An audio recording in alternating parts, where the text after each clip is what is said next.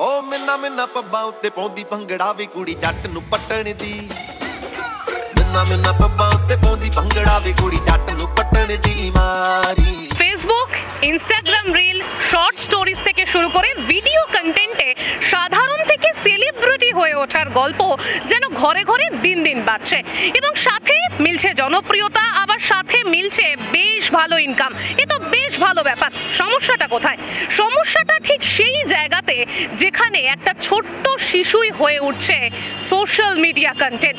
একেবারে স্পষ্ট কথায় বলতে গেলে যেখানে অভিভাবকরা নিজেদের পুঁজি করে তুলছে নিজের সন্তানকে, কিন্তু সন্তানের শৈশব সেটা কোন দিকে এগোচ্ছে? অন্ধকারের দিকে নয় তো? জানবো আজকে, কথা বলবো সাধারণ মানুষের সঙ্গে।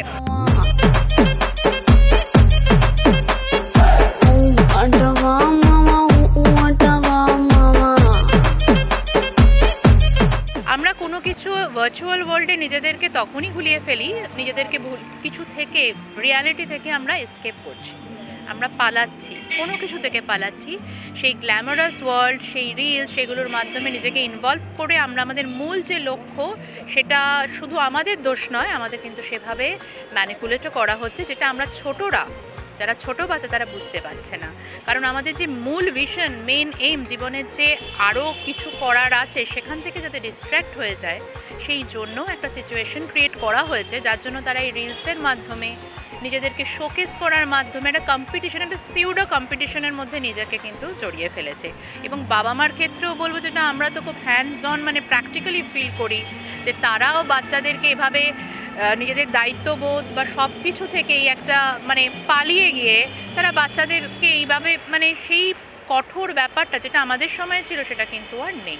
রিলসের মাধ্যমে কিন্তু অনেক ভালো কিছু সামথিং মানে সায়েন্টিফিক, কনজারভেশন রিলেটেড বা যেখানে তাদের অ্যাওয়ারনেস করা যায় সেটাও করা যায়। আমরা কিন্তু সেই পথে পুরোপুরি সফল হচ্ছি না যদি বাবা মার সাপোর্ট না থাকে। হ্যাঁ, যতক্ষণ পর্যন্ত শুধু ছেলে মেয়েদের নিজের ছেলে মেয়ের একটা অ্যাচিভমেন্ট বা ভালো লাগা, হ্যাঁ খুব সুন্দর অত কবিতা বলছে, হ্যাঁ তখন বাবা মায়ের একটু ইচ্ছে হয়েছে যে দেখি সবাইকে বলি যে ও, এবং ওকেও হয়তো এনকারেজ করার জন্য, উৎসাহিত করার জন্য সেটা হয়েছে। যতক্ষণ পর্যন্ত এইটা ছিল, মানে উদ্দেশ্যটা কি সেটা দেখতে হবে।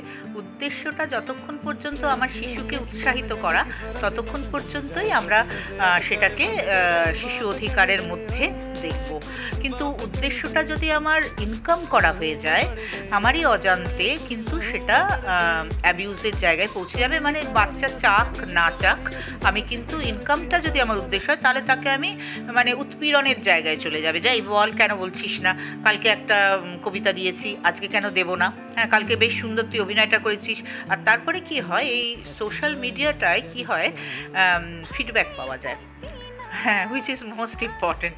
সেটা হচ্ছে যে কতগুলো আমি অসাম পেলাম আর কতগুলো লাভ সাইন পেলাম, কে বলল ফাটাফাটি, কে বলল অসাধারণ, এগুলো যদি ম্যাটার হয় বাবা মায়ের কাছে, যে মানে সারা পৃথিবী কি বলছে, এবং যদি তার মনে করুন আমি একটা পোস্ট করেছি সেখানে 1000টা কমেন্ট পেয়েছি, তারপরের দিন 800টা পেলাম, আমি শিওর বেশিরভাগ ক্ষেত্রেই বাবা মা বলবে তো কালকে তোর পারফরমেন্সটা ভালো হয়নি, দেখেছিস আগের দিন 1000টা পেলাম। এই যে কম্পিটিটিভ একটা মানসিকতা, হ্যাঁ, এবং এই যে বাণিজ্যিক একটা মূল্যায়ন শিশুদের পারফরমেন্সের বা শিশুদের ট্যালেন্টের বা শিশুদের ভালো লাগা কিছু কাজ করার, হ্যাঁ সেটাকে না আমরা একেবারেই সাপোর্ট করব না। হ্যাঁ, সেটা বোধহয় ওর শৈশবের বেড়ে ওঠাটাকে বাণিজ্যিক দিকে নিয়ে যাবে। আমরা এখন তো খেলার মাঠ পাচ্ছি না, খেলার মাঠে অবশ্যই শৈশব কাটানো উচিত, কিন্তু তারপরেও যেহেতু আমাদের মানে জেনারেশন গ্যাপ একটা ব্যাপার থাকে, তো এবার নেক্সট জেনারেশন ওদের এই নিয়েই চলতে হবে, ইনকামের দিকটা ভাবতে হবে, ওদের জীবন ধারণ করাটা ভাবতে হবে, সব দিক ভাবতে গেলে ওদের হাতে ছেড়ে দিতে হচ্ছে না। অবশ্যই বয়সটা একটা ম্যান্ডেটরি ব্যাপার, কিন্তু কথা হচ্ছে যে বয়সের বেসিসে যদি গার্জিয়ানরা একটু অ্যালার্ট হোক, গার্জিয়ান অ্যালার্ট না হলে বাচ্চাদের তো কিছু করার থাকে না। না, এখন বাচ্চাদের মানুষ করাটা খুব চ্যালেঞ্জিং আর কি, কারণ মানে এই সেলফোনের দৌলতে আর কি তারা খুব দ্রুত আর কি তাদের শৈশবটা ছেড়ে বার হয়ে যাচ্ছে, এবং তারা মানে যে পরিবেশ থেকে শেখা, সমাজ থেকে শেখা, এইগুলো না দেখেই তারা ওই এর দিকে যাচ্ছে আর কি, অর্থাৎ ওই মানে কৃত্রিম যে ব্যবস্থাপনা আর কি, সেই ব্যবস্থাপনায় গিয়ে তারা কোথাও যেন একটা মানে সমাজ থেকে হারিয়ে যাচ্ছে আর কি। দেখুন, এটা খুব একটা সিরিয়াস ইস্যু এখনকার দিনে। অ্যাকচুয়ালি দুটো জিনিস, আমরা যা করি সেটা লেখাপড়া বলুন, নাচ গান, যে কোনো ক্রিয়েটিভ পারফরমেন্স, সেগুলো আমরা করি কিন্তু এনজয় করার জন্য। কিন্তু সে পরীক্ষা দিতে হয় ঠিক আছে, কিন্তু তাও এনজয় করার জন্য বিশেষত করি। কিন্তু এই যে রিলস বা এই সোশ্যাল মিডিয়ায় যেগুলো, ইউটিউব বলুন বা যাই হোক, যে কোনো কিছু যখন আমরা দেখি, সেখানে কিন্তু বাচ্চাগুলোর কন্টিনিউয়াস একটা পরীক্ষা চলছে এবং কন্টিনিউয়াস তাদের অ্যাসেসমেন্ট চলছে, এবং অনেকে খুব বিকৃত রুচির মানুষ আছে, তারা খুব বাজে বাজে কমেন্টও করছেন। তাতে করে তারা বাচ্চাগুলো কিছু না বুঝেই সবসময় যেন একটা সে পরীক্ষা দিয়ে চলেছে। সে হয়তো নাচ করতে তার ভালো লাগে, কিন্তু তার মানে তো তাই না যে সারাক্ষণ সে স্টেজে উঠে নাচ করবে, কিন্তু তাকে যেন সেই সারাক্ষণই স্টেজে উঠে নাচ করানো হচ্ছে এবং তার খুঁটি নাটি, এটা তার ভালো হয়েছিল, ওটা তার বাজে হয়েছিল, এই জায়গাটায় সে বেশি ভালো নেচেছিল, অমুকেরটা বেশি লাইকস পেয়েছে, এরটা কম লাইকস পেয়েছে, সবসময় তাকে পরীক্ষার মধ্যে দিয়ে চলছে। পরীক্ষা হলে কি হয়? টেনশন হয়। এক্ষেত্রেও তাদের মধ্যে টেনশন কাজ করছে, এবং সবসময় যদি একটা মানুষ টেনশনের মধ্যে দিয়ে থাকে এবং সবসময় তাকে সেই পারফেক্টের দিকে যেতে হবে, তখন সে একটা টাইমে কী হয়, সেগুলো এনজয় করতে পারে না, তখন তার ভয়ের সৃষ্টি হয়, যেটা কিন্তু লং রানে ডিপ্রেশন, অ্যাংজাইটি এগুলো তৈরি করে। আমাদের সমাজ এখন একটা সাংঘাতিক সংকটের মুখে যাচ্ছে। পরিষ্কার কথা, আমি একটা স্কুলের হেডমিস্ট্রেস, তো আমার অনেক বাচ্চারা যারা শুনেছে স্কুলে না এসে মাঠে থেকে পাবজি খেলছে বা রিলস করছে, কিন্তু তারা স্কুলে আসছে না। তো সেক্ষেত্রে বলবো যে আমাদের যদি গার্জিয়ানদের, অভিভাবকদের ভীষণ সচেতন হতে হবে। খুব ছোট বয়সে বাচ্চাদের হাতে মোবাইলটা তুলে না দেওয়াই ভালো, দিলেও আমাকে সেটা সময়সীমা ধরে নিতে হবে। হ্যাঁ, তার এখন মাঠে বেরোনো বন্ধ, একটা চার দেওয়ালের মধ্যে আবদ্ধ ফ্ল্যাট জীবনে আমরা অভ্যস্ত হয়ে যাচ্ছি। তাকে খেলার সুযোগ তাদের নেই, কারণ তাদের এখন মাঠ হারিয়ে গেছে। মাঠে আমরা খেলতেও পাঠাই না, কারণ যদি কোনো বিপদ ঘটে যায়, বাইরে এত রাস্তাঘাটে এত যানবাহন, যদি বিপদ হয়ে যায় বা যদি কোনো অঘটন ঘটে যায়, কিন্তু তার জন্য আমাদেরকেও ব্যবস্থা করতে হবে। তাদেরকে খেলতে দাও, কিন্তু একটা সময় ধরে দাও, 1 ঘন্টা বা 2 ঘন্টা সে খেলুক, তার যতটুকু প্রয়োজন, বাদবাকি সময় গল্পের বই দাও, তার সাথে কথা বলতে হবে। আমাদের এই জায়গাটা চলে যাওয়ার পিছনে বাচ্চাদের থেকেও দায়ী আমরা। এখন দেখুন, যুগ বদলাচ্ছে, যুগের সঙ্গে তাল রেখে একজনকে বললে তো হবে না। আপনি যে একটা বাচ্চাকে নিয়ে এসে বিচার করতে পারবেন না। সবাই যেটা করছে সেটাই তাদেরও তো সেটাই করতে হবে। কারণ তারা যদি খেলার সঙ্গী না পায়, পার্কে যাচ্ছে, পার্কে দেখবেন পার্কে কেউ নেই, বাচ্চা কাচ্চা কেউ নেই, সব দেখবেন হয় কোনো কালচারাল গ্রুপের সঙ্গে যুক্ত, নয় কিছু করছে, তাদের সঙ্গে এরকম করেই তারা অভ্যস্ত হয়ে উঠছে। এক্ষেত্রে সবচেয়ে বড় প্রবলেম হয় বাচ্চাটা নয়, এক্ষেত্রে তো অ্যাকচুয়ালি বাচ্চাটার তো রোগ নয়, রোগটা মানে রোগই বলি বা প্রবলেমই বলি, সেটা তো তার বাবা মা, তাকে তো সেটা বুঝতে হবে। তিনি যতক্ষণ না বুঝছেন, তিনি যতক্ষণ না শুধরাচ্ছেন, এক্ষেত্রে কিন্তু বাচ্চাটাকে কিছু করা সম্ভব নয়।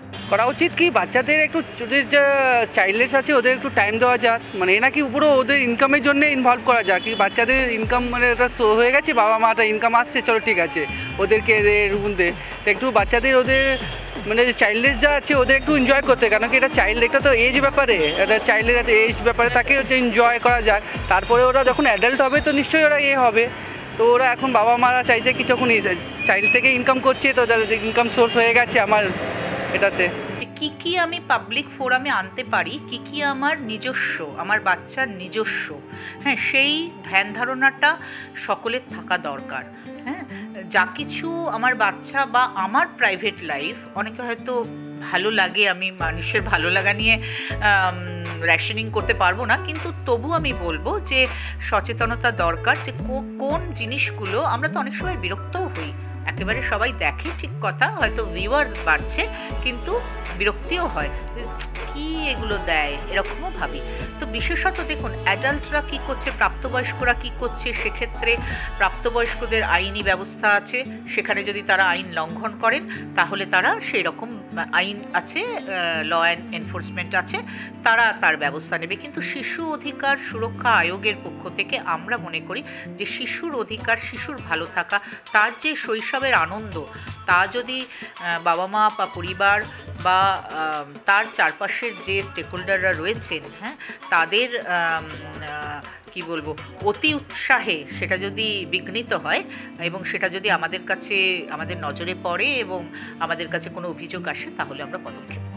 আপনি কি চান আপনার ছেলে বা মেয়ে 24/7 কোনো পরীক্ষা দিয়ে যাক? যদি আপনি তো চান সে তার লাইফটাকে এনজয় করুক, সে যেটা ভালোবাসে, সেটা কারিকুলার হোক, এক্সট্রা কারিকুলার হোক, সেটাকে এনজয় করুক। আপনি তাকে এনজয় করার সুযোগ দিন। ঠিক আছে, মাঝে মধ্যে সে ভালো করলেও আপনি সেটাকে ছবি তুলে রিলস বানিয়ে ছাড়লেন, ভিউ পেলেন, লাইকস পেলেন, খুব ভালো কথা। কিন্তু সেটাকে একদম কমার্শিয়াল জায়গায় সব কিছুকে নিয়ে যাওয়া মনে হয় ভালো নয়, এবং পার্সোনাল স্পেসটাকে লাইমলাইটে সবসময় রাখা কখনোই উচিত নয়।